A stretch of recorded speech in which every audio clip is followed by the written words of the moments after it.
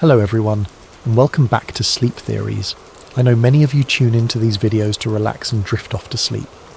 Before we get started, I'd love to hear from you. Drop a comment letting us know where you're watching from and what time it is for you right now. And if you haven't already, don't forget to hit that subscribe button. Now, let's dive right into the video. For thousands of years, people have whispered about a lost civilization, an ancient world that was rich, powerful, and far more advanced than anything humanity has ever known. This is the story of Atlantis, a place that many believe holds secrets capable of transforming the world. But Atlantis isn't just a legend. For some, it's a conspiracy, hidden away by powerful forces who want its secrets buried forever. For those who believe in the conspiracy, Atlantis represents more than just a lost city. It's a symbol of everything that has been suppressed throughout history. The idea that an ancient civilization could possess technology, wisdom, and knowledge far beyond our current understanding is both thrilling and terrifying. What if the Atlanteans had harnessed the power to manipulate energy, cure diseases, or even travel across the stars? What if they had discovered truths about the universe that we are only beginning to understand today? And yet, despite the tantalizing possibility, Atlantis remains elusive, its true nature hidden beneath the sands of time and the depths of the ocean. This, to the conspiracy theorists, is no accident. They argue that powerful elites, whether governments, shadow organisations or ancient secret societies, have worked to keep the truth about Atlantis buried, believing that such knowledge could destabilise the world's current power structures. Imagine the upheaval that would follow if such a discovery were to be made public. Industries built on oil and energy would collapse. Technologies we have only dreamed of could become reality, and the entire way we understand human history might be turned upside down. The very fact that Atlantis remains unfound only strengthens the belief that these powerful forces are actively suppressing the truth.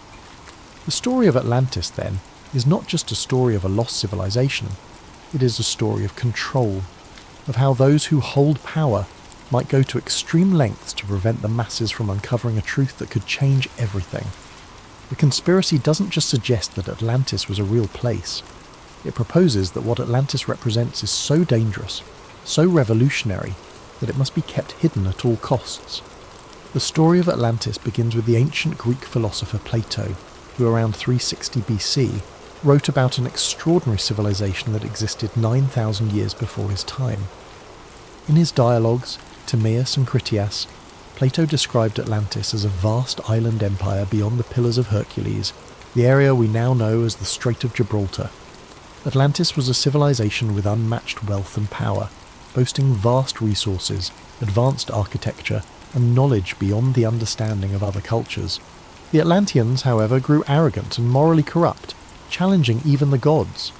As punishment, the gods supposedly sent a cataclysmic disaster that sank the entire island in a single day and night, taking the city and its secrets with it to the bottom of the ocean. For centuries, many believed Plato's story was merely a legend or an allegory. But over time, Atlantis transformed from a mythical place into a real mystery, captivating explorers, archaeologists, and conspiracy theorists alike.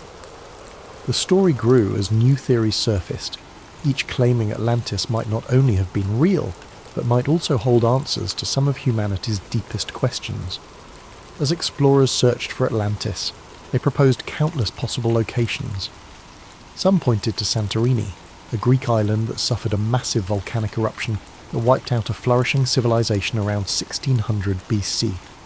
Others looked to the waters off the coast of Spain, believing underwater structures found there might be remnants of the lost city. There were even more far-flung theories that placed Atlantis in South America, under Antarctica's ice, or in the Sahara Desert, where a strange ring-like structure known as the Richat structure, nicknamed the Eye of the Sahara, resembles Plato's description of concentric rings in the city's design. Beyond the search for a physical location, the mythological aspects of Atlantis have fascinated scholars and storytellers for centuries.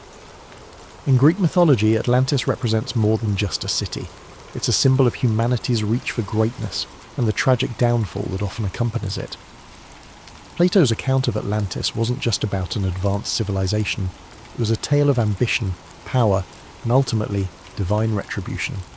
In his dialogues, Plato presents Atlantis as a place blessed by the gods, particularly Poseidon, the god of the sea, According to legend, Poseidon created Atlantis by carving an island for his beloved mortal wife, Cleito. They had 5 sets of twin sons who became the kings of the island, dividing it into 10 distinct kingdoms. The Atlantean kings ruled over the people and were initially just, wise, and aligned with the virtues Poseidon embodied: balance, power, and respect for nature. However, over generations, the Atlanteans began to drift from these virtues, becoming increasingly greedy, corrupt, and hungry for domination. Their once harmonious society fell victim to excess, losing touch with their divine origins.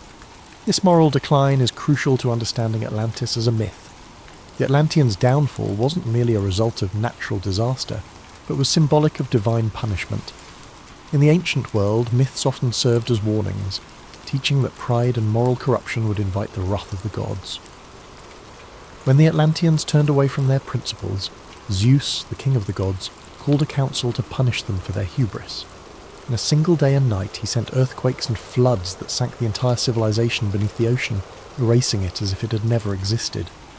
This mythological element emphasizes the idea that Atlantis represents a golden age of human potential, lost to greed and arrogance, a recurring theme across many ancient tales.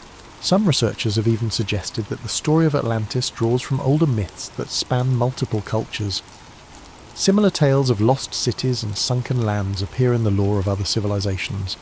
The ancient Mesopotamians told the story of a great flood in the Epic of Gilgamesh, which has striking parallels to both the Atlantis myth and the biblical flood in the story of Noah's Ark. In Hindu mythology, there are references to a great ancient city named Dwarka, which was submerged by the sea after a cosmic battle. These stories collectively paint a picture of a recurring archetype in human consciousness, a fear of losing everything to the forces of nature or to the gods as a punishment for moral failure. Atlantis also evokes the concept of a lost paradise, similar to the Garden of Eden in Abrahamic traditions. Like Eden, Atlantis is thought to have been a place of purity, wisdom, and divine connection, lost because humanity strayed from its original path. In this way, Atlantis serves as both a cautionary tale and a reminder of humanity's potential, a vision of a time when humans were closer to the gods, possessing wisdom and technology that have since been forgotten. In esoteric traditions and mysticism, Atlantis has taken on an even deeper significance. Some mystics believe that Atlantis was not only advanced technologically, but also spiritually. The Atlanteans, according to these accounts, were highly enlightened beings who had mastered forms of energy and consciousness far beyond what we know today. Some stories describe the Atlanteans as being able to communicate telepathically, access different planes of existence, or even achieve physical immortality. In these mystical views, the fall of Atlantis wasn't just a loss of a city, but the loss of a spiritual and intellectual height that humanity has not yet regained. For many in modern times, Atlantis has come to represent an idealized utopian society, a lost civilization that embodied humanity's greatest strengths and fell to its greatest weaknesses. It is both a paradise lost and a cautionary tale, warning of the dangers that come with power, arrogance, and the abandonment of moral principles. The story of Atlantis endures because it reflects timeless human themes, resonating across cultures and centuries, blending historical speculation with deep mythological roots. In the end, whether Atlantis was a real place or simply a product of myth, it serves as a powerful symbol in our collective imagination, a reminder of both the heights humanity can reach and the depths to which it can fall. But where Atlantis might lie buried is just one piece of the mystery. What really fuels the conspiracy are the claims of what might be hidden there.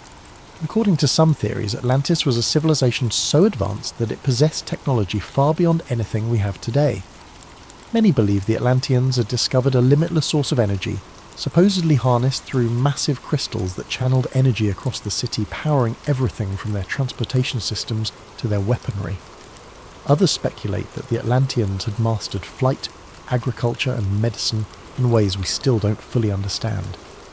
If true, such discoveries would be invaluable to the modern world, and perhaps that's exactly why some argue the powers that be don't want us to find it. This is where the conspiracy deepens. According to theorists, there are powerful groups, governments, corporations, even religious institutions that know the truth about Atlantis and have been actively working to keep it hidden. Why? Because if Atlantis' secrets were uncovered, they could threaten the global power structure as we know it. Imagine what would happen if an ancient sustainable energy source were discovered, one that could replace fossil fuels overnight. Entire industries would collapse, and the world's economic order would be thrown into chaos. Some say that big energy companies, particularly those in oil and gas, would do anything to keep such a technology from ever seeing the light of day. The conspiracy stretches beyond just governments and corporations. Some even believe that religious organisations, particularly the Vatican, might be involved. Throughout history, the Church has guarded countless ancient texts and artefacts, many of which remain locked away from the public. Conspiracy theorists argue that the Vatican might be hiding documents that contain details of Atlantis' history, or even instructions on how to harness its technology. If Atlantis existed and held advanced knowledge, it would call into question our current understanding of human history, evolution, and ancient civilizations. It might suggest that humanity's origins are far older and more complex than we think, perhaps even influenced by extraterrestrial beings. Yes, extraterrestrials. Another popular theory in the Atlantis conspiracy suggests that the Atlanteans were either in contact with aliens, or might even have been extraterrestrials themselves. Proponents of this idea point to ancient legends from around the world, which tell of gods descending from the sky, bringing advanced knowledge to early human civilizations. Some conspiracy theorists believe that these gods were actually aliens who shared their technology with the Atlanteans. This theory ties into the broader ancient astronaut hypothesis, which claims that extraterrestrials have influenced human development throughout history. If this theory holds any truth, then Atlantis wasn't just an advanced city, it was a bridge between humans and otherworldly beings. But every time researchers get close to finding concrete evidence, something strange seems to happen. Some claim that underwater expeditions have mysteriously lost funding, that valuable documents have disappeared, or that independent researchers have been silenced. There are rumours of researchers who came too close to finding Atlantis suddenly facing threats, lawsuits, or even accidents. To conspiracy theorists, these stories aren't coincidences. They're proof of a deliberate effort to bury the truth. And while no one has officially confirmed the existence of Atlantis, modern technology has fueled new searches. Satellite imagery, underwater drones, and ground-penetrating radar are revealing more about Earth's hidden landscapes than ever before. Some claim that ancient structures on the ocean floor could be remnants of Atlantis, though these findings remain unproven. Still, every new discovery seems to bring more questions than answers. So, was Atlantis a real place? An advanced civilization that perished overnight, taking secrets of unimaginable power to the ocean floor? Or is it simply a myth? A story crafted by Plato to warn of the dangers of pride and hubris? For those who believe in the conspiracy, Atlantis is more than a cautionary tale. It's a hidden chapter in human history, one that's been intentionally erased. And the fact that we haven't found it yet doesn't discourage them. It only deepens their conviction that powerful forces want to keep Atlantis' secrets buried forever. Whether Atlantis is waiting to be discovered under the waves or forever lost to history, its legend endures. And as long as there are those who believe in its secrets, the hunt for Atlantis and the conspiracy theories surrounding it will continue. But perhaps what keeps the legend of Atlantis alive isn't just the mystery of whether it existed, it's the tantalizing hope of what it represents. Atlantis stirs something deep in the human psyche, a fascination with lost knowledge, untapped potential, and the possibility of an ancient civilization whose achievements could still reshape our understanding of the world today. For believers, Atlantis is not just a piece of ancient history, but a blueprint for humanity's potential, a lost paradise that, if found, could open doors to discoveries beyond our wildest dreams. Some conspiracy theorists even suggest that Atlantis' secrets could include revolutionary technologies that we have yet to rediscover, like the ability to harness limitless energy, profound medical knowledge that could extend human life, and scientific principles that could explain phenomena still unexplored. These theories weave Atlantis into modern discussions of everything from quantum mechanics to alternative energy sources, implying that a trove of Atlantean wisdom might lie buried beneath the waves, capable of catapulting humanity into a new golden age. If only it could be unearthed. And yet, for as many who yearn to find Atlantis, there are those who believe that powerful entities have gone to great lengths to keep it hidden. They argue that governments, secret societies, and powerful corporations have suppressed evidence of Atlantis to maintain control. To these believers, It's no coincidence that promising discoveries vanish or that funding for Atlantis research is mysteriously pulled. They believe that a world order dependent on fossil fuels, financial hierarchies, and centralized power would have everything to lose if Atlantis, and the technologies it may have possessed, were ever uncovered. Even more mystically inclined theorists claim that Atlantis holds keys to spiritual truths and enlightenment, suggesting that the Atlanteans had access to higher levels of consciousness, or even contact with celestial beings. Some argue that Atlantis was a civilization that bridged humanity and the divine, with its knowledge guiding humans to higher planes of existence, until that knowledge was lost, either through human folly or deliberate erasure. For these believers, rediscovering Atlantis could mean reclaiming a path towards spiritual awakening, allowing humans to reconnect with an ancient divine understanding of the universe and our place within it. So as modern technology improves and underwater exploration pushes into new frontiers, the question remains, will we ever uncover the secrets of Atlantis? Is it possible that sonar scans or satellite imagery might someday reveal a submerged city, finally proving Atlantis was real? Or will it remain forever shrouded in mystery, protected by the ocean's depths and the weight of millennia? Perhaps it's this very elusiveness that keeps Atlantis alive in our imaginations. It's a riddle without an answer, a dream that remains tantalizingly out of reach. And as long as Atlantis remains unfound, its legend will continue to captivate, a story of both human aspiration and the dangers of ambition. So whether or not Atlantis truly lies beneath the waves, one thing is certain: as long as there are those who believe in its secrets, the hunt for Atlantis and the mysteries it promises will never end. Dr. Emily Carter stared out at the vast, unbroken horizon of the Nevada desert. The heat shimmered above the ground, a mirage of distortion that seemed to dance in the distance. She adjusted her sunglasses, her gaze falling on the lone stretch of road ahead, leading toward the infamous Area 51.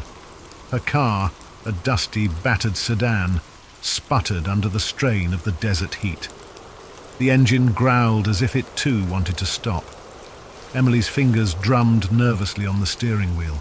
She had spent years studying astrophysics, searching the stars for signals of life beyond Earth, but none of her theories had ever pointed her here, to this place, this secretive, isolated base that had fascinated, frustrated and terrified people for decades.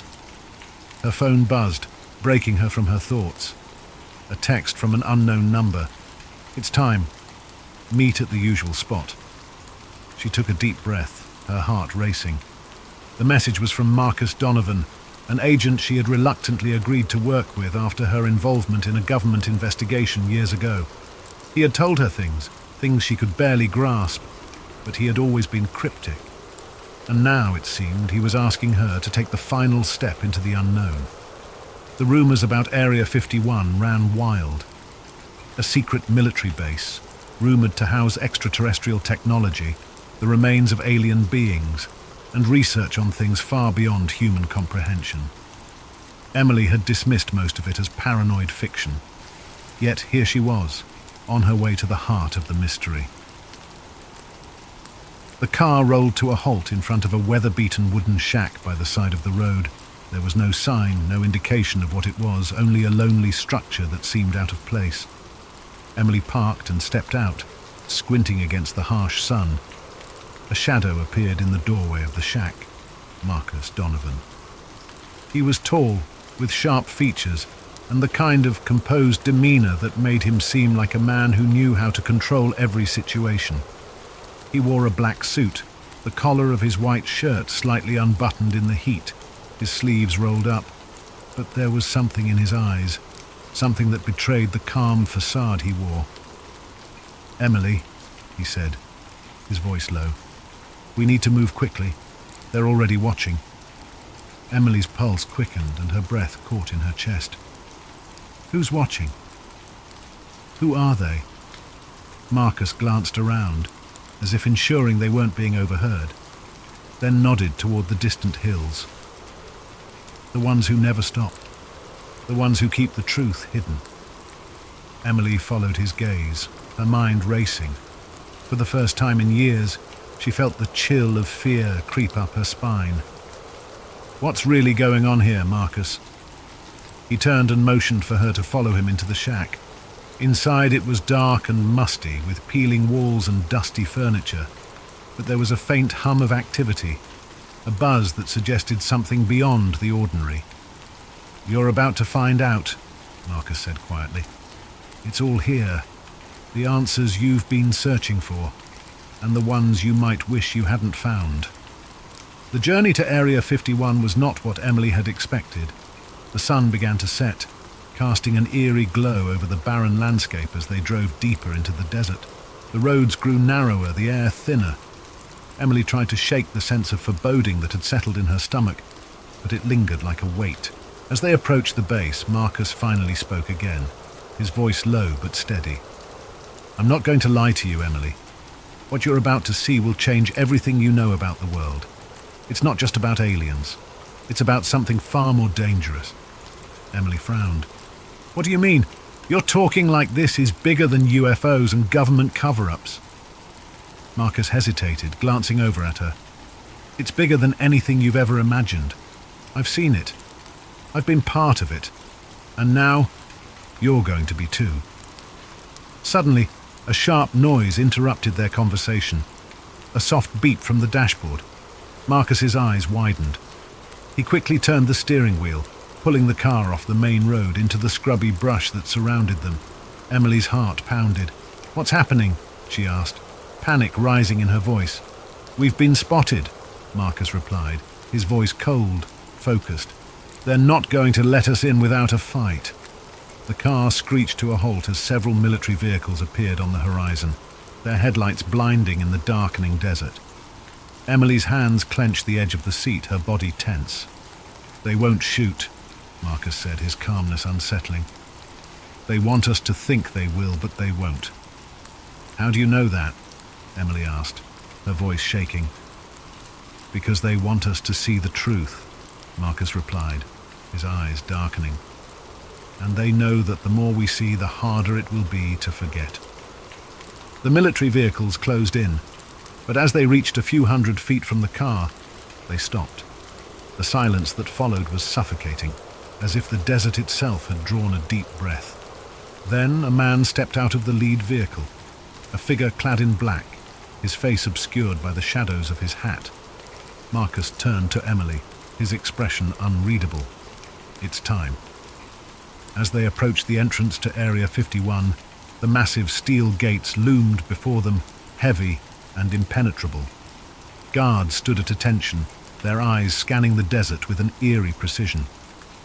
But Marcus walked up to the gate without hesitation, his hand raised, signaling for the guards to let them through. Emily hesitated, her mind swirling with disbelief. She had read all the reports, heard the wild stories, but none of it had prepared her for the feeling of stepping into this forbidden zone. "What are we going to see in there?" she whispered. Marcus didn't answer immediately. Instead, he looked at her with a knowing expression. "What you see and what you learn will be more than you can handle, but you have to choose, Emily. If you walk through that door, you can't unsee what's inside." The gate creaked as it slowly swung open, revealing the darkened expanse of Area 51 beyond. The base seemed to stretch out forever, an isolated world tucked away in the heart of the desert. Bright floodlights illuminated the towering structures in the distance, casting long, sharp shadows across the ground. Despite the presence of armed guards and military vehicles, there was an unsettling stillness about the place. Marcus led Emily through the gate without a word, his expression unreadable. As they passed the first checkpoint, Emily's skin prickled. There was something unnervingly quiet about the base. No sounds of machinery, no hum of activity, just an unnatural silence that pressed in on her from all sides. "Where is everyone?" Emily whispered. "The ones who matter are hidden," Marcus replied, his voice low. "The rest are expendable." They continued down a narrow, dimly lit road, the gravel crunching beneath their feet. As they approached a large metal door, it slid open with a mechanical hiss, revealing a small, sterile hallway. Emily's mind raced, her thoughts swirling with questions. Every step she took seemed heavier, the weight of the unknown pressing in on her chest. Inside, the air smelled faintly of antiseptic and ozone, and the walls were lined with cold, unforgiving metal. Marcus led her down another hallway, this one darker, the flickering lights casting long shadows. At the end of the hall was another door, this one far more secure, with biometric scanners and a series of codes required to unlock it. Marcus stood before the door, his hand hovering over the keypad. "This is it," he said, his voice betraying a hint of uncertainty. "Once we go through, there's no turning back." Emily didn't respond, her eyes fixed on the door. The sense of unease was growing stronger, but something inside her, a deep curiosity, a need for answers, urged her forward. She nodded, barely able to find her voice. "Let's go." The door slid open with a hiss, revealing a vast chamber filled with monitors, blinking lights and rows of sealed containers. At the far end of the room stood a large observation window, behind which a figure moved, shadowed and indistinct. "What is this place?" Emily asked, her voice barely above a whisper. "This is where it all began," Marcus replied, his tone somber. "This is where they study the things they don't want you to know." As they walked deeper into the room, Emily noticed the sealed containers, large, cylindrical, and ominously marked with strange symbols. Some were cracked open, revealing objects that seemed out of place, pieces of metal, crystalline structures, and devices that defied explanation. She couldn't make sense of it all, her scientific mind struggling to comprehend what her eyes were seeing. "This is..." She swallowed hard. "This is impossible." Marcus stopped in front of one of the containers, his expression hardening. "That's what they want you to believe." Emily stepped closer, peering through the glass. Inside was a fragment of what looked like a craft, something clearly not of earthly origin. It was smooth and metallic, with an intricate, almost organic design. Her heart raced as she took in the sight. "What is that? Is that an alien ship?" Marcus nodded. "It's one of the many things we've recovered over the years. We've learned a lot from it. Too much, in fact, but not everything." Emily's eyes darted from one container to the next, her breath quickening. There were dozens of them, each holding something different. A piece of a body, a fragment of a ship, strange artifacts she couldn't begin to understand. But the one thing that stood out above all the others was the object in the center of the room. It was a cube. The cube was encased in a transparent, airtight chamber, the surface of it glowing faintly with an otherworldly light. It seemed to hum, sending vibrations through the air. Emily felt an inexplicable pull toward it, a sense of wonder and dread intertwined. "Is that..." She couldn't finish the question. "That's the key," Marcus said, his voice quiet. "The one thing that can change everything." Emily stepped closer to the cube, her fingers itching to reach out, to touch it. But something stopped her. An unspoken warning in the air, a sense that even standing this close to it was dangerous. "What does it do?" Emily asked, her voice barely above a whisper. Marcus didn't answer immediately. Instead, he looked at her with a mixture of admiration and regret. "It's not something you can just understand. It's not from our world. It doesn't obey our laws of physics or logic. It communicates in ways we can't explain." Emily's eyes widened. "Communicates?" Marcus nodded. "It has a consciousness of its own. At least we think it does. We've been studying it for years, trying to unlock its secrets. But every time we get closer, the consequences get worse." "Consequences?" Emily asked, her heart pounding. "What kind of consequences?" Marcus hesitated, looking down at the floor. "The kind that make people disappear, the kind that change your perception of reality, and the kind that draw attention we don't want." Before Emily could respond, a loud alarm suddenly blared through the facility, its shrill sound cutting through the tense silence. Red lights flashed, casting an eerie glow over the room. Marcus's face turned pale, and he grabbed Emily's arm, pulling her toward the door. "They found us," he said, urgency creeping into his voice. "We need to go now." "What's happening?" Emily demanded, struggling to keep pace as Marcus pulled her down the hallway. "There's no time to explain," Marcus replied, his voice tight. "They know we're here. They're going to shut everything down." As they ran through the labyrinth of hallways, the sound of footsteps echoed behind them, heavy, deliberate, and closing in fast. Emily's mind raced, trying to make sense of it all. What had she just seen? What was the cube? And who were they? Marcus led her to a set of stairs down into a lower level. The air grew colder as they descended, and the alarms grew louder, more frantic. When they reached the bottom, Marcus stopped, pressing his hand against the wall. A hidden door slid open, revealing a small, dimly lit room. Inside was a control panel, humming with activity. "This is it," Marcus said, his voice steady but with a touch of finality. "This is where we end it." Emily's mind spun. "End what?" Marcus turned to her, his eyes grave. "The conspiracy, the cover-up, everything. You've seen the truth, Emily. But now you have to decide whether you want to expose it to the world or let it stay hidden forever." Emily stood frozen, the weight of the decision pressing down on her.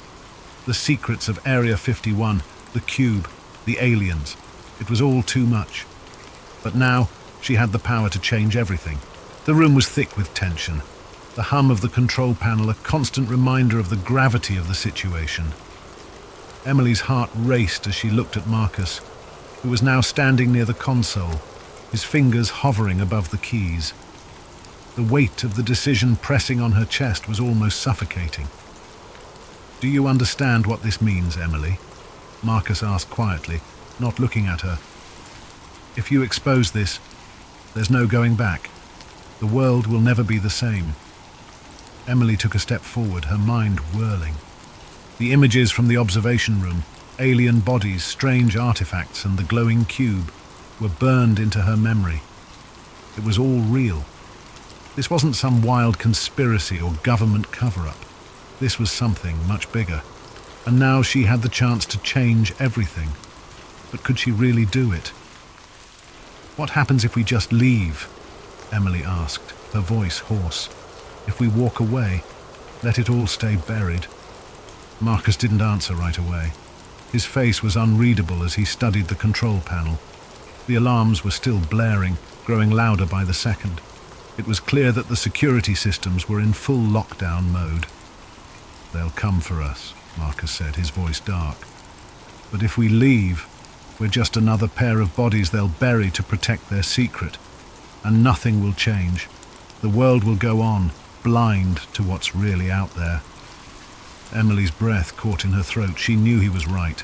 Every conspiracy she had studied, every whisper of government cover-ups, every wild claim about extraterrestrial life, it all pointed to this moment. The truth was out there, and she had the power to bring it to light. "Do you want to know what they really fear, Emily?" Marcus continued, his tone grim.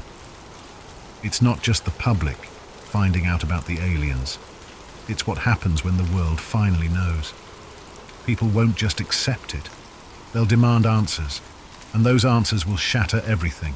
The economy, governments, religions, everything people think they know will be called into question. That's why they've kept it hidden for so long." Emily took a deep breath. The thought of the chaos that would follow a revelation of such magnitude was terrifying. But it also felt like a weight had been lifted from her shoulders. The truth had to come out. People deserved to know. But the cube. Her eyes darted to the chamber across the room, still glowing faintly. She remembered the hum, the strange pull it had on her, as if it were calling to her, asking her to understand. There was more to this than just aliens or technology. There was something else, something deeper. She stepped toward the control panel, her hand shaking as she reached out to Marcus. "What happens if I activate it? The cube, I mean. What does it do?" Marcus's face paled slightly, and for the first time Emily saw a flicker of fear in his eyes. "I don't know. We've tried to interact with it, tried to learn from it, but it doesn't work the way anything else does. It's not just a piece of technology. It's alive. It reacts to human presence, to thought. Some of us believe it might even be a kind of gateway, or perhaps a communication device. But activating it could have consequences we can't predict. It might expose us to things we're not ready for. Emily hesitated, her fingers hovering just above the control panel. She thought about the decades of silence, the secrecy, the lives that had been lost to protect whatever was inside this base. "Then we need to find out," she said, her voice steady. "We can't leave here without understanding what it really is." Marcus didn't argue. Instead, he stepped back, giving her space. "You're right, but you have to make sure you're ready for what's coming. Whatever happens, you can't undo it." Emily nodded, steeling herself for what was ahead. She took a deep breath and pressed the button. The room shook. At first it was a subtle vibration beneath her feet, like a low-frequency hum running through the walls, but then it intensified, the floor trembling as if the entire building was being affected by something far beyond human comprehension. The cube's glow grew brighter, pulsing in rhythm with the vibrations. The air around them seemed to thicken, distorting in the unnatural light. Emily's skin tingled, as though the very atmosphere had changed. "What's happening?" Emily asked, her voice rising in panic. "Is this supposed to happen?" "I don't know," Marcus shouted over the noise. "Get away from it!" But it was too late. The light from the cube suddenly exploded outward in a blinding flash, engulfing the entire room. Emily threw up her arm instinctively, shielding her eyes from the intensity of the light. The sound was deafening, like the roar of 1,000 voices, all speaking in unison. And then everything went still. The silence was absolute. Emily opened her eyes slowly, cautiously. The room around her was exactly the same, except for one thing. The walls, the ceiling, the floor, they all seemed to shimmer, as if reality itself had been altered. The faint hum that had filled the room was now gone. In its place was an eerie stillness. Marcus was standing next to her, his face pale, his eyes wide with disbelief. What just happened?" Emily whispered. I don't know," Marcus muttered, his voice shaky. "But we've activated something we weren't supposed to." Suddenly the control panel lit up, displaying a series of strange alien symbols. The screen flickered as though something was trying to communicate with them, something beyond human understanding. Marcus took a step back, his face hardening. "This isn't good. We need to leave. Now." Before they could react, the door to the room slammed open and armed guards rushed in, their weapons raised.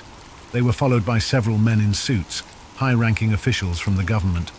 "Dr. Carter," one of the suited men said, his voice cold, his face expressionless. "We were hoping you'd cooperate, but it seems you've already made your choice." Emily's heart sank. She had hoped they might still have a chance to control the situation, to get the truth out to the world. But now, it was clear that there would be no easy way out. "You'll come with us," the man continued, his voice turning icy. "You've seen too much, and now you'll never leave." Marcus took a step forward, his hand subtly resting on the weapon at his side. But before he could say anything, Emily spoke, her voice firm. "Number, I'm not going anywhere." The officials exchanged glances. There was a shift in the air, a palpable tension that hung over the room. Emily didn't know what they would do next, but she knew one thing. She wasn't going to let them erase everything she had just uncovered. The truth was out there, and no matter the cost, she would make sure the world knew it. The air in the room was thick with tension, a quiet, simmering threat hanging over every word. Emily's mind raced, her thoughts darting from one possibility to the next. The glowing cube hummed softly, as though it was still alive, still reaching for something, or someone. Her heart pounded in her chest, the weight of her choices sinking in. The government was here, and they weren't going to let her go easily. The suited man who had spoken before stepped forward, his cold eyes locking onto hers. He was tall, with dark, slicked-back hair and a face that betrayed no emotion.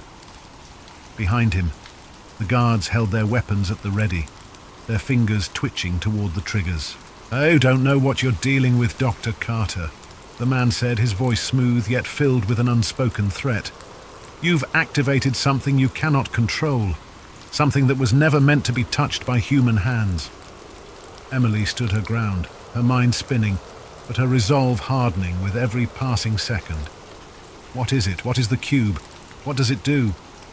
The man's lips curled into a thin, humorless smile. "You wouldn't understand. No one could. But that doesn't matter anymore. The damage is done. Now we have to clean up your mess."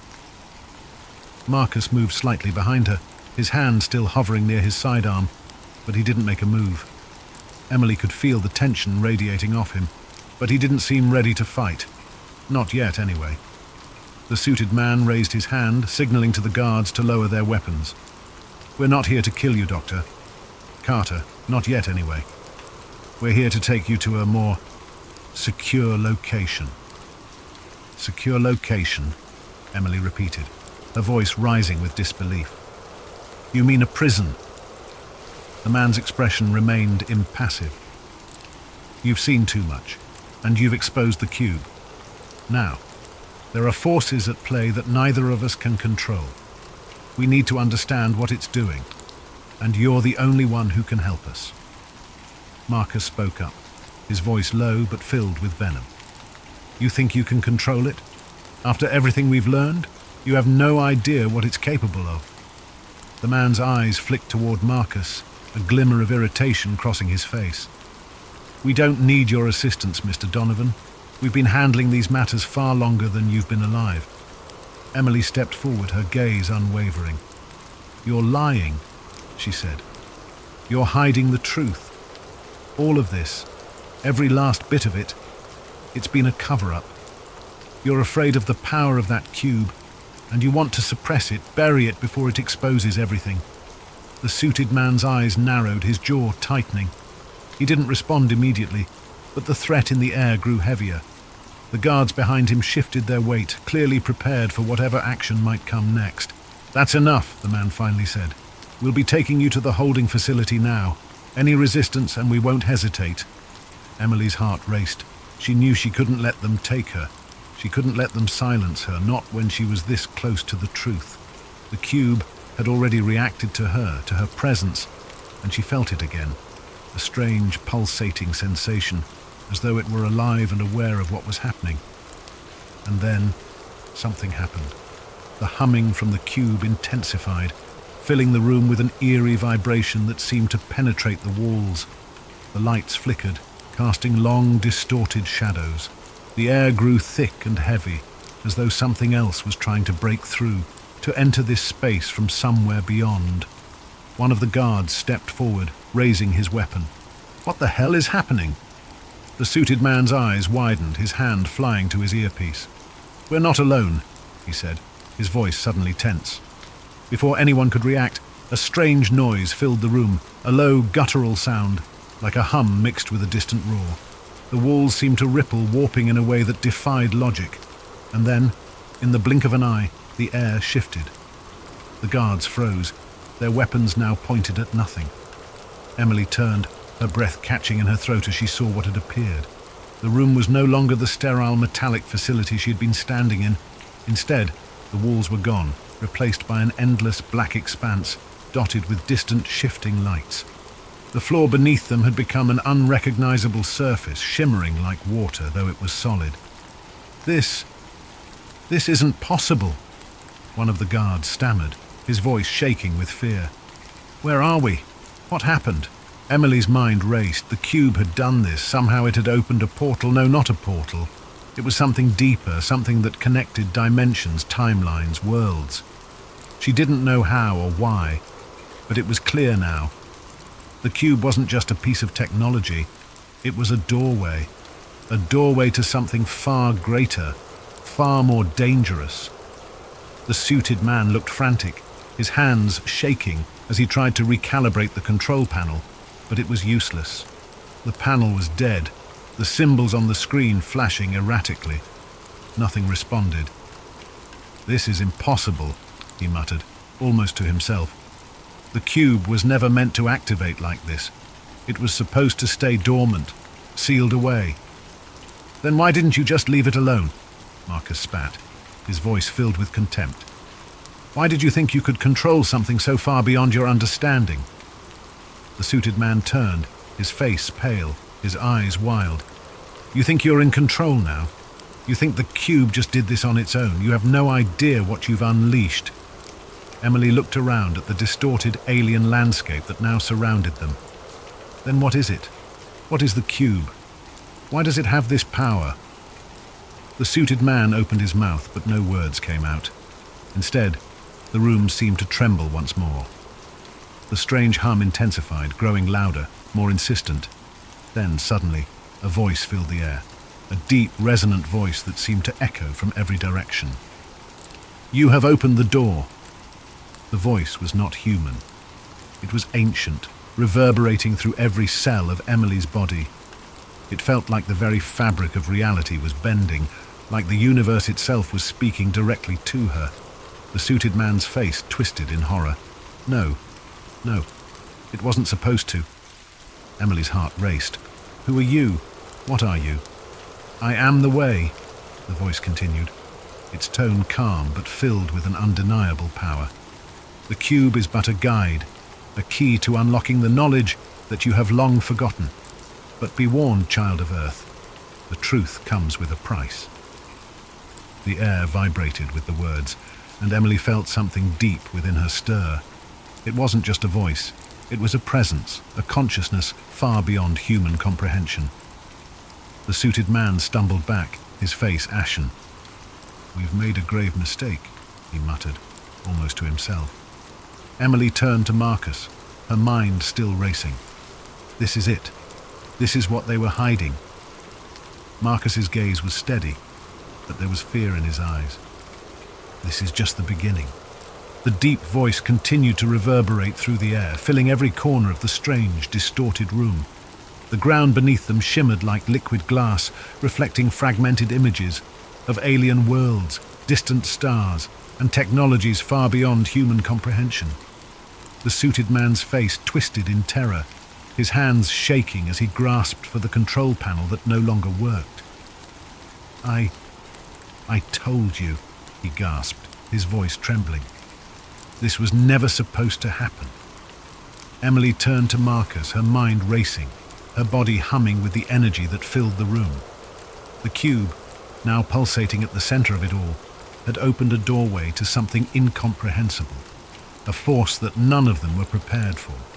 But now the truth was undeniable. The government had been hiding something far more dangerous than they'd ever let on. We have to stop it, Emily said, her voice low, steady. Whatever it is, it can't be allowed to go further. Marcus looked at her, his expression serious. Stopping it won't be easy. The cube didn't just open a door. It's connected us to something much older than this planet. We've awakened something, and it doesn't want to go back to sleep. Before Emily could respond, the voice spoke again, louder, more commanding. The time of secrets has ended. The gate is open, and the old ones shall return. The air seemed to crackle with energy, and a deep, unsettling hum vibrated through the room as the ground beneath them began to tremble. The once solid walls now seemed to ripple, as though reality itself was beginning to fold in on itself. Emily felt a pull, something powerful, something ancient. She could sense it in the very air she breathed. The cube had unlocked something far greater than just knowledge. It had called forth an ancient force, a cosmic intelligence that had watched over the universe for millennia. What are the old ones? Emily whispered, her voice thick with awe and fear. The voice answered, but this time it seemed to come from within her own mind. The old ones are the guardians of the universal truth. We watched as your species took its first steps into the stars, and now we return to guide you. The choice is yours, to join us in the rebirth of a new era, or to perish in the echoes of your own ignorance. The ground continued to shake, and Emily could feel the weight of the decision pressing on her. The truth was there, waiting to be revealed, a truth that could change everything about how humanity viewed its place in the universe. The power of the cube, The presence of the old ones, it was all connected, but at what cost? The suited man, now visibly broken, collapsed to his knees. "No, we didn't understand," he sobbed. "We never knew what it would truly mean. We thought we could control it." The cube's light grew even brighter, and Emily knew time was running out. She turned to Marcus, who had remained eerily calm despite the chaos. "Marcus, we have to make a decision. Right now," she said, her voice steady despite the fear gnawing at her. "The truth is here, but do we expose it? Do we let the world know what's really out there?" Marcus stared at the cube, his face shadowed with the weight of the moment. "We can't unsee it," he said softly. "The truth is already out there, Emily. But whether the world is ready for it, that's another question." The ground trembled again, and the voice spoke once more urgent this time. "The gateway is closing. The choice must be made now." Emily took a deep breath, her hands shaking. She knew what had to be done. The world couldn't stay in the dark forever. Humanity needed to understand its place in the grand scheme of things, even if it meant the collapse of everything they knew. She stepped forward closer to the cube, feeling its energy surge through her. "We have to reveal it," she said firmly. "We can't let them hide it anymore. The world deserves to know the truth. The old ones, they're offering something beyond our understanding. But they're also giving us the choice to change, to evolve." She turned toward the suited man, who was still kneeling on the ground, his face filled with desperation. "You have to help us," she said. "The world is about to change, and you can't stop it. All you can do now is help us share it." The man looked up, his face filled with a mixture of fear, regret, and awe. He knew the truth now, and there was no turning back. But as Emily moved to activate the final sequence, the cube pulsed once more, its energy crackling violently. She hesitated, sensing something was wrong. A loud, screeching noise filled the room, followed by a flash of light that blinded them all. When the light finally faded, everything was still. The room was back to its original state. Its walls, floors, and lights were all exactly as they had been when they first entered. But something had changed.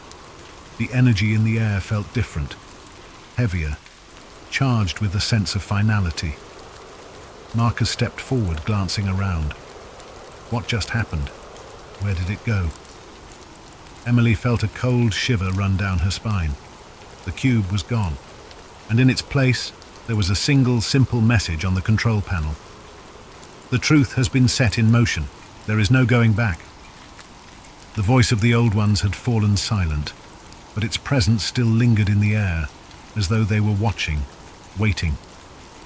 Emily knew that whatever happened next, the world would never be the same. The truth about the cube, about the forces beyond their comprehension, had been set in motion. Humanity was on the cusp of something far greater than they could have ever imagined, but the price had already been paid, and now the future would unfold, whether they were ready for it or not. Ethan didn't remember a time in his life when he didn't feel out of place. Growing up, he was the quiet kid, the one who sat in the corner of the classroom with his nose buried in a book or staring out the window, wondering if there was something more beyond the confines of the world he knew.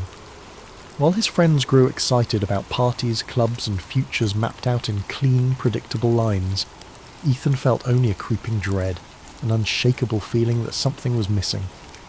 He'd often felt like he was standing at the edge of something vast, a place beyond his understanding, and he'd wondered if he might accidentally stumble into it one day. His life had been ordinary, perhaps too ordinary, and sometimes he thought that was the scariest thing of all. He spent most of his free time chasing stories and curiosities, unexplained mysteries, urban legends, and tales of things that couldn't be. The Backrooms was one of his favourites.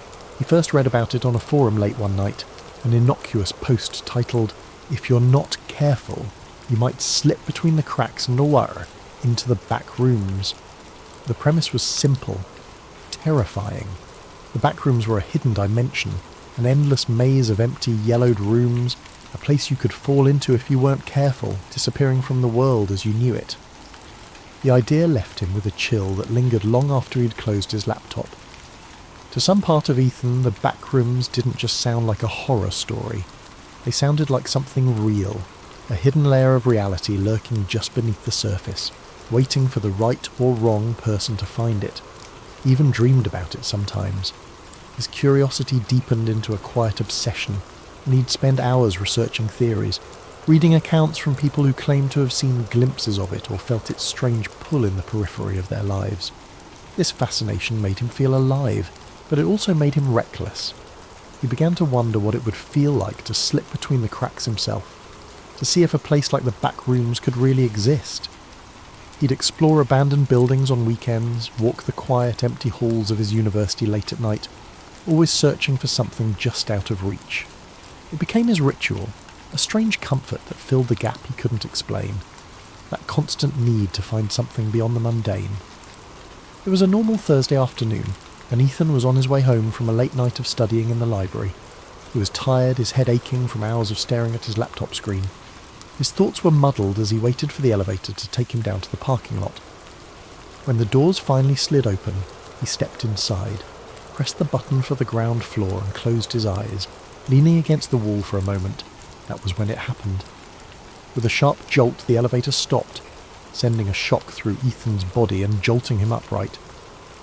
He opened his eyes, blinking in confusion, but there were no lights, no numbers indicating what floor he was on. Only a dim, sickly yellow glow filtered through the tiny window in the elevator door. Confused, he pressed the door open button, hoping to see something familiar. The doors shuddered open with a creak, revealing a room, not the parking lot, not even the dimly lit hallway of his university building. Just an empty room with faded, peeling wallpaper and harsh fluorescent lights buzzing overhead. Ethan hesitated, peering out into the strange expanse. The wallpaper was an ugly, sickly yellow, dotted with tiny, unrecognisable stains, and the floor was covered in cheap industrial-grade carpet that looked damp in places. The hum of the lights seemed louder out here, a grating drone that wormed its way into his skull. He felt his stomach churn, a deep primal unease settling over him. Taking a deep breath, he stepped out of the elevator. The doors closed behind him with a loud clang, but when he turned around, the elevator was gone. Nothing but an empty wall stood where it had been. Panic started to creep in as he took a step back, then another. This can't be real, he whispered to himself. His voice sounded strange, swallowed by the space around him. He turned, looking around, but all he could see was a vast stretch of identical yellow-tinted rooms. There was no end in sight, only more walls, more corners leading into more of the same. He tried calling out, his voice echoing faintly, swallowed by the relentless hum of the lights. "Hello? Is anyone here?" Silence answered him, thick and oppressive. With no other option, he started to walk, hoping that if he went far enough he'd find an exit, or at least someone who could explain this bizarre place. His footsteps were muffled by the carpet, and the further he walked, the more the rooms seemed to blend together. Every corner, every turn looked exactly the same, an endless maze of empty, deserted spaces. After what felt like hours of wandering, Ethan's initial fear dulled into a kind of numb desperation. He began to feel disoriented, the sameness of the place eating away at his sense of time and direction. His throat felt dry, and he realised he hadn't seen any signs of water, food, or even another living soul. Just endless rooms and the nauseating stench of stale air. Then he saw it. A shadow, flickering just beyond the edge of his vision, barely noticeable against the yellow walls. He froze, his heart pounding. The shadow was moving. "Hello," he called out again, his voice cracking. "Is someone there?" The shadow darted out of view, slipping around a corner before he could get a good look at it. His instinct was to run, to get as far away from that shadow as possible, but something compelled him forward. A morbid curiosity mingled with the faint hope of finding another human being in this nightmare.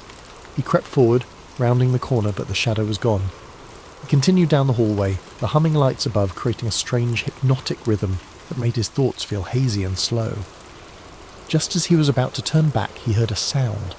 It was faint, almost like a soft shuffling, as if something was dragging across the carpet. He held his breath, his heart hammering as he strained to hear. The sound grew louder, closer, until he could make out a strange, uneven rhythm, as though whatever was moving didn't have the same number of limbs as he did. He turned to face the direction of the noise, his eyes wide with terror.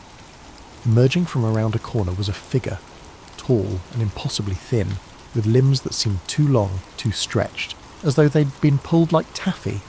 Its skin was pale, almost translucent, and its eyes were wide and empty, two hollow sockets that seemed to drink in the dim light around them. Its mouth stretched into a grotesque, gaping grin, filled with rows of needle-like teeth. Ethan stumbled back, his hand flying to his mouth to stifle a scream. The creature tilted its head, studying him with an unnervingly calm curiosity, as if it were examining a particularly interesting bug. Then, slowly, it began to move forward, each step deliberate and unnatural, its joints bending at impossible angles. Paralysed by fear, Ethan's mind screamed at him to run, but his legs felt like lead. The creature was only a few feet away now, its twisted form looming over him, filling the space with an overwhelming sense of dread.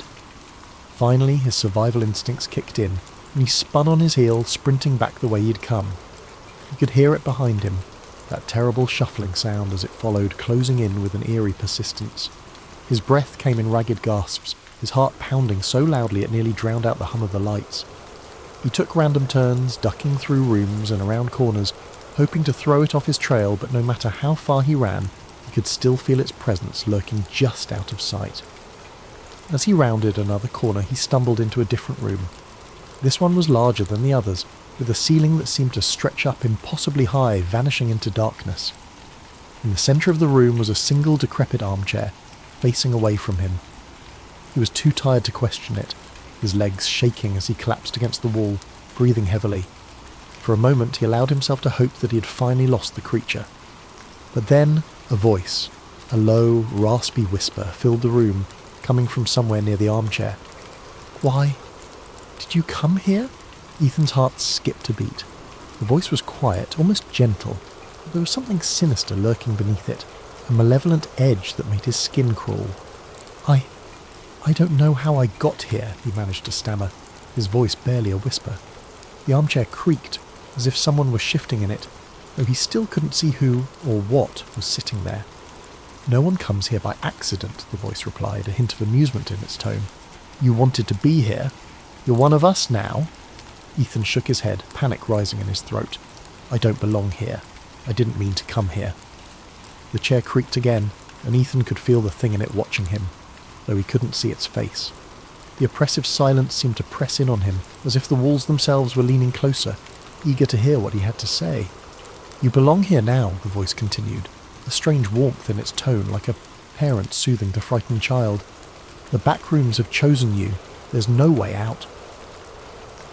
As the words sank in, Ethan felt a cold, hollow emptiness fill his chest. He wanted to scream, to run, but he was too exhausted, too drained by the endless maze of rooms and the oppressive hum of the lights. He sank to his knees, his mind racing, searching for some semblance of hope, some way to escape this nightmare. But deep down, he knew the truth. There was no way out. The back rooms were endless, a labyrinth of yellow walls and flickering lights, stretching on forever, trapping him in their suffocating embrace.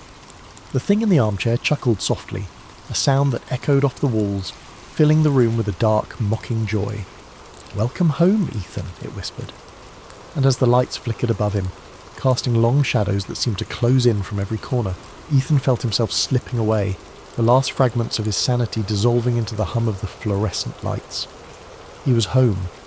After his harrowing escape from the back rooms, Ethan struggled to return to his normal life. He tried to convince himself that it had been a nightmare, the result of exhaustion and a wandering mind. But deep down, he knew the truth. He'd been there, in that endless maze of yellow rooms, the echoing hum of fluorescent lights buzzing in his ears, the creature with the impossibly long limbs hunting him through every corner and corridor. He'd only narrowly escaped, stumbling back through an elevator that had seemed to appear out of nowhere and waking up in the real world as though nothing had happened. Weeks passed, but the back rooms haunted him. He saw glimpses of it in reflections, in dark corners, even in the university hallways that had once seemed so ordinary.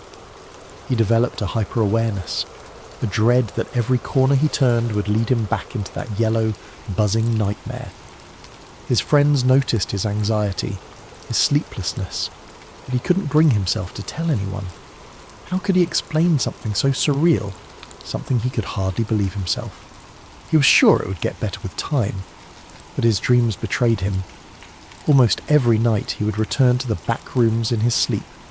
He would wander through its endless corridors, its stale, musty air thickening with every breath. No matter how he tried to direct his dream, no matter how aware he became, he was always drawn deeper into the maze. And in every dream the creature was there, lurking in the shadows, watching him with those empty eyes, that horrible grin. One night Ethan jolted awake, sweat pouring down his face, the hum of the fluorescent lights still ringing in his ears. His pulse pounded as he sat in the darkness of his room, clutching his bedsheets. It was a nightmare, just a nightmare, he told himself over and over. But the line between waking and sleeping was blurring, and he began to feel as though the back rooms were calling to him, beckoning him back. Despite his growing fear, something within him stirred, a curiosity, or perhaps a sick obsession. The fear of returning to the back rooms was tempered by an undeniable pull, a whisper that told him he hadn't yet seen everything there. He was certain it would swallow him whole if he went back, but some part of him felt he had to know the truth of what lay beyond those endless yellow rooms. The uncertainty gnawed at him, tugging at the back of his mind until he could think of little else. One Friday night, after another sleepless week, he gave in. It was as though he were possessed, acting on some deep unspoken impulse. He found himself back in the library, a little past midnight, with nothing but the quiet hum of the building to keep him company. He rode the same elevator he'd taken the last time, pressing the ground floor button, feeling the jolt as the elevator began its descent. But this time, there was no jolt to stop him. The elevator smoothly reached the ground floor, and the doors slid open to reveal the quiet university lobby. Disappointed and relieved in equal measure, he let out a shaky laugh. He'd been foolish, he thought, to believe the back rooms could be summoned by something so simple. As he stepped out of the elevator, he froze. The lobby looked different. The lights were dimmer, the walls slightly yellowed, and an odd damp smell hung in the air. Slowly, his heart sinking, he turned to look behind him. The elevator doors were still open, but there was no lobby beyond them. Only the familiar yellow-tinted wallpaper, the buzz of the fluorescent lights, and that endless carpeted expanse stretching into oblivion. Ethan felt a wave of nausea wash over him. He was back. Taking a deep breath, he steeled himself. This time, he wouldn't panic. He would stay calm, map out a path, and find his way out. He'd done it once, and he could do it again. But as he started to walk, he noticed subtle differences. The rooms felt darker, the smell stronger, almost like mildew mixed with something metallic. And the buzzing was louder, a harsh, grating sound that rattled in his skull. He wandered through the hallways, taking mental notes of every turn, every detail he could remember. But the back rooms seemed to shift around him, subtly changing with each step, making it impossible to find his way back. And soon enough, he began to hear the faint, shuffling footsteps he dreaded. The creature was here again. Ethan quickened his pace, his heart pounding. The footsteps followed him, echoing in sync with his own. He glanced over his shoulder, catching a glimpse of its grotesque, elongated form rounding a corner, moving with a horrible, jerking grace. He forced himself to keep calm, his mind racing as he tried to think of a way to escape. Room after room he searched for a way out, for any clue that could guide him. But the rooms seemed different this time, as if they were trying to trap him. The walls seemed to close in on him, narrowing with every turn, the air growing thick and stagnant. The creature's footsteps grew louder, closer, and Ethan knew he couldn't keep running forever. Finally, he stumbled into a room that looked different. A wide, empty space with a single door at the far end, something he hadn't seen before. With no other choice, he sprinted for it, throwing himself through the door just as he heard the creature behind him, its horrible breathing echoing in his ears. He shut the door, his back pressed against it as he gasped for breath. The room he'd entered was dimly lit, quieter, the buzzing sound fading to a low hum.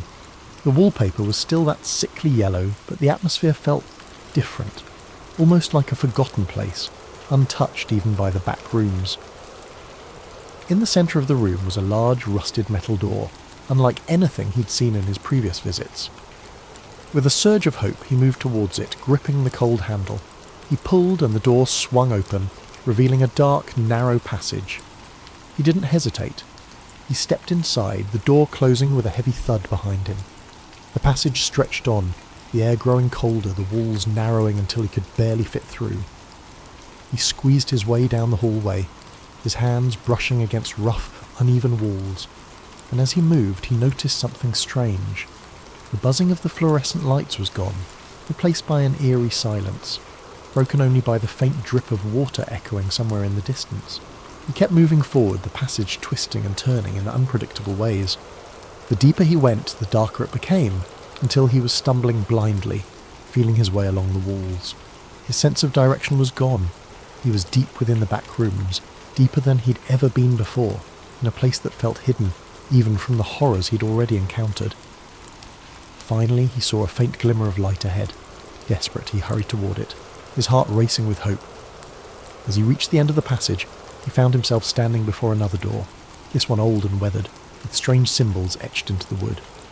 With trembling hands he opened it, stepping through into his room, his own bedroom, dimly lit by the first light of dawn.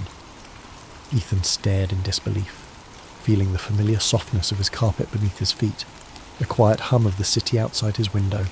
He was home, truly home. He took a deep breath, his heart finally beginning to slow. For a long moment, he simply stood there, letting the reality of his escape wash over him. The back rooms had let him go. Somehow, he'd finally escaped. But as he sank onto his bed, exhausted, he couldn't shake the feeling that the back rooms were still with him, lurking in the shadows of his mind. The buzzing of the fluorescent lights, the stale smell, the creature's hollow eyes, all of it haunted him, a presence he could feel even in the safety of his room. And then he realised with a shiver that the room felt colder than usual. A subtle, creeping chill filled the air, seeping through the walls, brushing against his skin like fingers trailing ice. His breath fogged in the dim light, something that had never happened before in his cosy apartment. It was as though the warmth and safety he'd known here had been drained, replaced with the oppressive, stagnant atmosphere he'd left behind. Ethan sat up, glancing around. Everything looked normal.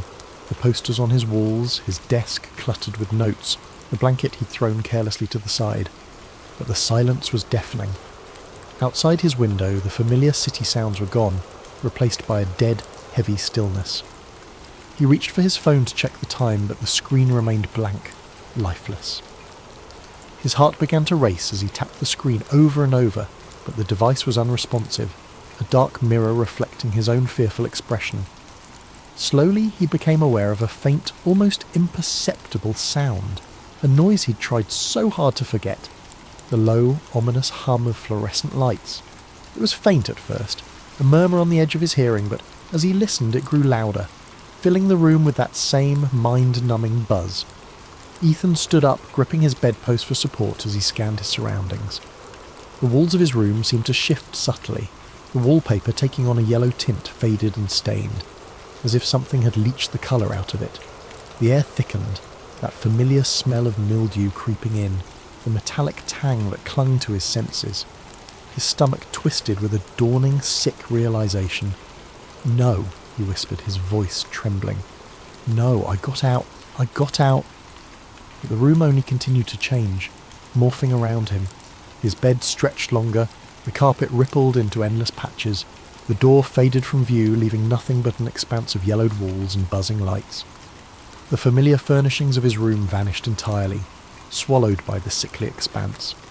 As he backed up, his foot collided with something soft yet solid, a familiar thick patch of carpet. His heart dropped, and he turned, dread curling in his stomach. The backrooms had found him again, and this time, he feared, it would never let him go. Ellis James had been fascinated with birds for as long as he could remember. As a child, he'd spend hours perched on the windowsill of his family's modest suburban home, watching sparrows flit between the branches of the maple tree in their front yard. While other kids played video games or rode bikes, Ellis would lose himself in the delicate motions of wings and beaks, the way the tiny creatures seemed to exist in a world just slightly out of reach. His father, a quiet man with a love of nature, had been the one to introduce Ellis to birdwatching. Every Sunday morning the two would wake up before dawn and drive out to the nearby wetlands, binoculars in hand. Ellis could still remember the way the early light shimmered on the water, the air filled with the sharp calls of herons and the soft chirps of wrens. His father would point out each species, describing their habits and migrations with the kind of reverence most people reserved for gods. "Birds are freedom," his father once said. "They don't belong to anyone, they just are." When Ellis was 11, his father passed away suddenly, a heart attack stealing him away in the middle of the night. For weeks afterward, Ellis found himself retreating to their favourite birding spots, clutching his father's old field guide and straining to hear his voice in the rustling leaves. The birds became his solace, their songs filling the silence his father had left behind. As Ellis grew older, his passion for birds only deepened. He joined local bird-watching groups, attended conservation lectures, and devoured every book on ornithology he could find. He even toyed with the idea of becoming a wildlife biologist, though life had a way of steering him elsewhere. Instead, he ended up in a corporate job that paid the bills but left him yearning for the wild. Birdwatching remained his sanctuary. On weekends, he'd escape to parks and reserves, binoculars around his neck and notebook in his pocket. He found joy in the little things, the flash of red on a cardinal's wing, the looping call of a wood thrush. But in recent years, something had started to feel off. The birds seemed fewer, their songs quieter. Some of his favourite species hadn't shown up in the usual places, and he'd begun to notice strange patterns in their behaviour. He dismissed it at first, blaming climate change or urban expansion. Then came the conspiracy theory. At first, Ellis laughed it off like everyone else. Birds aren't real? Absurd. But the more he heard about it, the more it gnawed at him. The internet was flooded with memes and evidence. Everything from grainy videos of pigeons moving robotically to supposed whistleblowers claiming to have worked on secret avian surveillance projects. Ellis didn't want to believe it. Birds had been his constant, his connection to his father and to a world beyond human constraints. The idea that they could be something artificial, something controlled, was unthinkable. But all that changed the day he found the pigeon. But lately there was a shadow over his passion. The internet had exploded with a bizarre conspiracy theory. Birds aren't real. According to its adherents, the creatures he loved so much were government surveillance drones in disguise. It started as a joke, but over time more people seemed to believe it, or at least play along. Ellis hated it. He hated how people mocked his beloved pastime, how his social media feeds were flooded with memes of pigeons charging on power lines and seagulls with Wi-Fi signals. "You're chasing robots," his co-workers teased. He ignored them, as always, until the day he found the pigeon. It was a crisp autumn morning, and Ellis had set out early to his favourite park. The air was cool, and the trees were ablaze with reds and yellows. He was watching a flock of starlings dart across the sky, and something on the ground caught his eye. A bird, twitching unnaturally. Ellis crouched beside it. The pigeon's left wing was bent at an odd angle, and its head lolled slightly to the side. He reached out, murmuring softly, "Easy, little one. Let me help." But as his fingers brushed its feathers, something strange happened. The feathers felt wrong, too smooth, too uniform. And when he pressed slightly, a panel on the pigeon's chest popped open, revealing a mess of tiny wires and blinking lights. Ellis jerked back, heart pounding. For a long moment he just stared at the creature. No, the thing. It wasn't alive. It wasn't even close. "What the—" he whispered, his voice lost in the rustling of leaves. The pigeon twitched again, and a tinny voice crackled from within it. "Unit 472 compromised. Dispatch retrieval team." Ellis scrambled to his feet, scanning the park. No one else was around. His mind raced. Was this some kind of prank? A toy? He picked up the bird, a robot, and shoved it into his backpack. He needed answers. His first thought was to take the mechanical pigeon to his friend Tara, a tech-savvy hacker who had a knack for dismantling gadgets. Tara lived in a cramped apartment filled with glowing monitors and half-built drones. When Ellis dumped the pigeon on her workbench, she raised an eyebrow. "What is this? Some kind of art project?" she asked, poking at the bird. "No," Ellis said, still breathless. "I found it in the park. It's not a bird, Tara. It's a machine." Tara leaned closer, her curiosity piqued. "Well, let's find out what it does." She pried the pigeon open further, exposing its internal components. Tiny cameras, a GPS module, and what looked like a transmitter. "Holy crap," Tara muttered. "This thing is loaded. It's like a miniature spy drone." Ellis's stomach churned. "You're telling me those conspiracy nuts were right? Birds really aren't real?" Tara shrugged. "Not all birds, obviously, but this is something else. I've never seen tech like this before." As Tara examined the pigeon, she uncovered a small logo etched onto one of the circuits, a stylized feather with the letters FT. "Feather Tech," she said aloud. "Ever heard of it?" Ellis shook his head. "Well, we're about to," Tara said, booting up her computer. After hours of digging, Tara uncovered a series of classified documents linked to Feather Tech. According to the files, the company had been contracted by the government decades ago to develop avian surveillance units to monitor urban areas discreetly. The program had started with pigeons and sparrows, expanding to other species over time. Ellis felt sick. How could this be real? How could no one have noticed? "People don't question what they don't want to see," Tara said, as if reading his thoughts. "It's perfect camouflage. Who looks twice at a pigeon?" But the files hinted at something even darker. FeatherTech wasn't just spying on people, it was collecting behavioural data, tracking movements, and even manipulating ecosystems by controlling the robotic birds. "They've replaced entire populations," Tara said. "I mean, there are still real birds out there, but not as many as you think. And the ones that are left, they're being pushed out by these machines." Ellis's hands curled into fists. "We have to stop this. People need to know the truth." Before they could act, a black van pulled up outside Tara's apartment. Men in suits poured out and a voice boomed through a loudspeaker. "Ellis, James and Tara Nguyen surrender the device immediately." Tara cursed. They must have tracked the pigeon's signal. The two of them grabbed the robotic bird and fled through the back alley. The chase was relentless, with drones buzzing overhead and agents cutting off every escape route. In a desperate move, Ellis and Tara ducked into the city's abandoned subway tunnels. There, in the dim light, they devised a plan. Expose FeatherTech by hacking into its central server and releasing the documents online. Breaking into the facility was no easy feat. Tara hacked security systems while Ellis navigated through halls filled with cages of robotic birds awaiting deployment. As alarms blared, they managed to upload the files to a public server, but not without a price. Tara was captured, her last words to Ellis ringing in his ears as the agents closed in. "Go!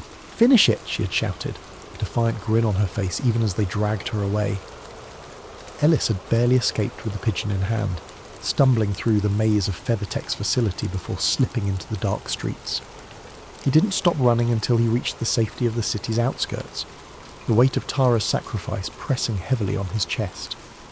In the days that followed, the files they had uploaded spread like wildfire across the internet. The documents were damning, proof of decades of surveillance, manipulation and ecological interference. The public was outraged. News anchors dissected the revelations with grim faces. Politicians scrambled to issue statements, and protests erupted in cities around the world. FeatherTech's headquarters were stormed by investigators.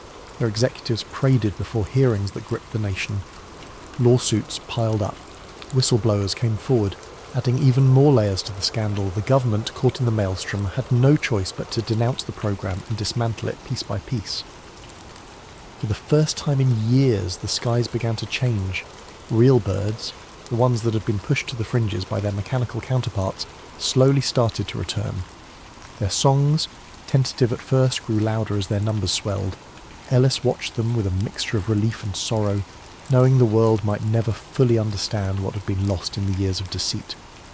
But Ellis himself could not return to his old life. He was a fugitive now, wanted for his role in exposing FeatherTech and the secrets it had kept hidden for so long.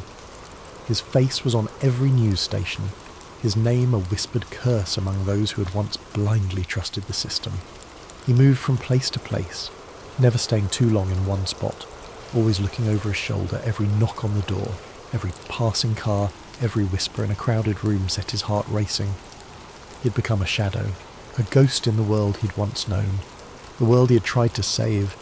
The pigeon, the mechanical one that had started it all, became his constant companion. It was a reminder of the battle he'd fought, the risks he had taken. He could feel its presence with him, even when it was hidden away in the bottom of his pack, the weight of its metallic form a burden and a beacon all at once. It was a symbol of everything that had gone wrong and everything that still needed to be righted. But it also carried the questions that lingered in Ellis's mind, the nagging doubts that refused to be silenced. Had he truly uncovered everything? Had he even scratched the surface? Or had he only exposed the tip of the iceberg, unaware of the far-reaching consequences of his actions? As the days passed, Ellis began to realise that the world was changing, but it wasn't clear if it was for the better. While the government had promised transparency and accountability, whispers of similar programs began to surface. New forms of surveillance, new ways to monitor and control. The fight wasn't over, not really. The shadow of FeatherTech might have been lifted, but there were darker forces at play, and Ellis could no longer ignore them. They had made him a fugitive, but the government wasn't the only one with secrets. There was a deeper, more insidious network behind everything, one that hadn't been exposed yet. Ellis could feel it, like a weight pressing down on his chest, and he knew one thing for sure. The battle was far from over. The world was changing, but it wasn't clear if it was for the better. While the government had promised transparency and accountability, whispers of similar programs began to surface. New forms of surveillance, new ways to monitor and control. The fight wasn't over. Not really. Ellis found himself drawn to the wild places, far from the cities and the machines. He spent his days in forests and wetlands, watching the skies and recording the songs of the real birds. They were louder now, freer. He liked to think they were reclaiming what had always been theirs, and yet he couldn't escape the nagging doubt that followed him like a shadow. Every time he saw a pigeon perched on a power line or a seagull circling above, he wondered, was it a real bird, or one of the remnants of FeatherTech's program? Were they truly gone, or had they simply gone deeper underground, hiding in plain sight? Sometimes he thought he could tell the difference. The real ones moved with a kind of grace, a spontaneity that the machines could never quite replicate. But other times, he wasn't so sure. A crow might tilt its head just a little too precisely, or a sparrow might follow him for miles, its eyes unblinking. One evening, as he sat by a quiet lake, he noticed a lone pigeon land on the grass nearby. It cocked its head, watching him in a way that felt almost intentional. He held his breath, waiting for some sign, some clue to its nature. "Are you here to watch me?" he murmured softly. The bird didn't answer, of course. It simply fluffed its feathers and stared out over the water. Ellis smiled to himself, shaking his head. Perhaps it didn't matter anymore. Whether real or mechanical, the birds were still here, still a part of the world, and so was he. As the sun dipped below the horizon, painting the sky in shades of orange and purple, Ellis leaned back and closed his eyes. The sound of wings filled the air, a soft rhythmic beating that reminded him of his father's words long ago. Birds are freedom. They don't belong to anyone. They just are.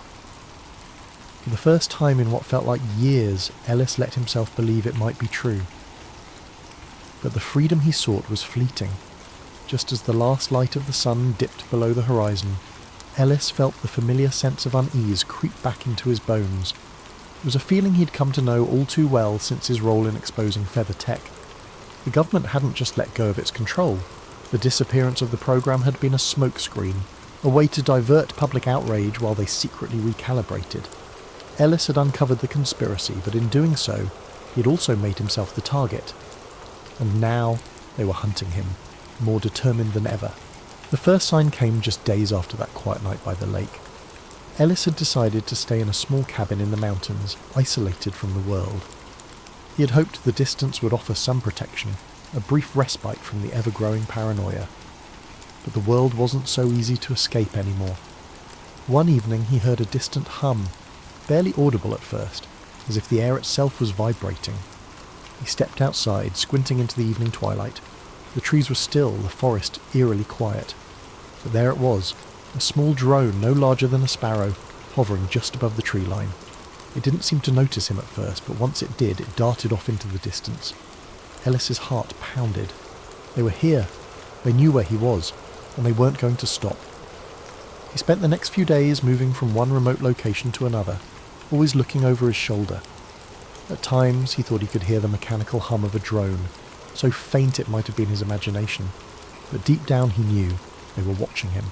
The more he moved, the more it became clear. The government hadn't just abandoned their bird surveillance program, they'd refined it. What had once been a fleet of robotic pigeons meant to infiltrate the skies had now evolved into a far more insidious network. The birds weren't just spying on citizens anymore, they were hunting him. The more he moved, the more it became clear. The government hadn't just abandoned their bird surveillance program, they'd refined it. What had once been a fleet of robotic pigeons meant to infiltrate the skies had now evolved into a far more insidious network.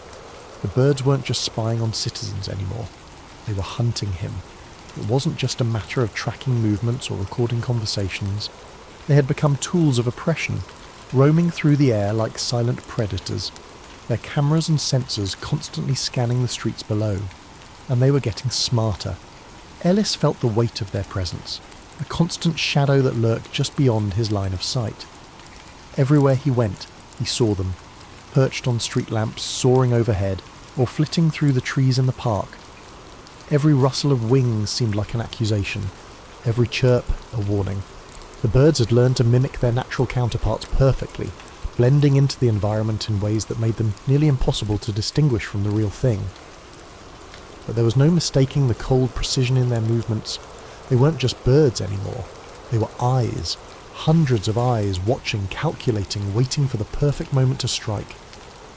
Ellis couldn't shake the feeling that he was being followed, tracked with a chilling accuracy that made the air itself feel oppressive. And the more he thought about it, the more he realised it wasn't just about surveillance anymore. The network was evolving, adapting, and the birds themselves were becoming the enforcers of a new, unseen order. They were everywhere, all-seeing and all-knowing, a living net that encircled the world. It was only a matter of time before they found him. He couldn't afford to stay in one place for long. Each time he thought he'd outsmarted them, they found him again. A flash of a camera lens from behind the trees, an unmarked van parked near a gas station. It was as though the walls of the world were closing in, as if no matter how far he ran, they would always know where he was. It didn't take long for Ellis to realise that these mechanical birds weren't just spies. They were tools, trained to follow, to listen, and to report back.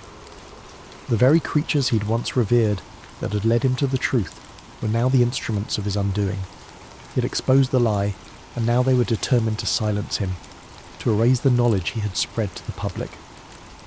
One night, while camping in a remote valley, Ellis heard the unmistakable sound of rustling in the trees. He froze, his breath catching in his throat. The forest was unnervingly still, too still. Then he saw it, the silhouette of a bird almost too perfectly outlined in the moonlight, hovering just above the tree line. He knew instantly that it wasn't a real bird, it was one of them. Without hesitation, Ellis grabbed his gear and ran into the trees, the hum of the drone behind him growing louder with every step. He darted between the trees, desperately trying to evade the mechanical pursuit. The pursuit wasn't just relentless, it was precise. Every move he made, the birds seemed to anticipate, always a step ahead. In his frantic escape, Ellis realised the horrifying truth. There was no longer any escape. The government wasn't just trying to catch him. They were using the very creatures he had once fought for to track him down. The birds, once symbols of freedom, had become his jailers. What had started as an insidious surveillance program had now morphed into a living, breathing trap. They were everywhere. The chirp of a sparrow, the flap of a raven's wings. It was all part of the net closing in around him. No matter where he ran, the mechanical birds were always a few steps behind, always watching, always listening. His every move was known before he made it. It didn't matter how deep into the wilderness he ventured, how many back roads he took, or how far he tried to hide. They were part of the landscape now, part of the world he had once cherished. The birds, once free, had been turned into hunters, and he was their prey. The forest no longer felt like a refuge. It felt like a cage with no doors. Ellis's breath came in shallow gasps as he pushed his body harder, moving through the trees like a shadow. There was no shadow that could escape the eyes above him. There was no place that could offer him true anonymity. As he sprinted through the underbrush, he could feel the eyes of the world on him, the watchful gaze of those feathered jailers who had no compassion, no empathy, no sense of right or wrong. They simply followed orders, and those orders were to find him, no matter the cost. As he ran through the forest, he caught a glimpse of another bird in the sky, its sleek mechanical body glinting under the moonlight. This time, he didn't stop to wonder if it was real or not. It didn't matter. The fight for freedom had taken on a new form, and Ellis was no longer the one watching from the sidelines. He was the one being watched. Ellis had always believed that birds were free, that they belonged to no one, that they simply were.